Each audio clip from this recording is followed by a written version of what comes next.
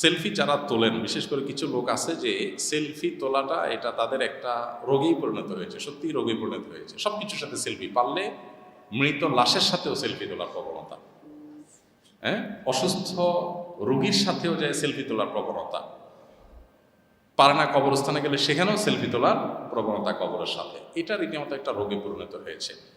আমাদের সাথে কেউ সেলফি তুলতে আসলে, আমি ব্যক্তিগতভাবে আমার কথা বলি, আমি খুবই মনোকষ্ট নিয়ে সেলফি তুলি। না তুললে অনেক সময় ভুল বুঝবে, রাগ করবে, ইসলামের দিকে আসতে গিয়ে আরও দূরে সরবে। এসব কারণে নিরুপায় হলে কখনো হয়তো আমরা সেলফি তোলার সুযোগ দিই কাউকে, কিন্তু বেশিরভাগ ক্ষেত্রে আমরা চেষ্টা করি বিরত রাখার, মুখে বলার, খুব বেশি হয়তো হার্ড লাইনে যাই না, এতটুকু। বাকি ওলামা একরামের সাথে সাক্ষাৎ হলে, পরিচিত আলেমদের সাথে সাক্ষাৎ হলে আমাদের উচিত হলো তাদের দোয়া নেওয়া, সেলফি না। সেলফি নেওয়াটা এটা আমাদের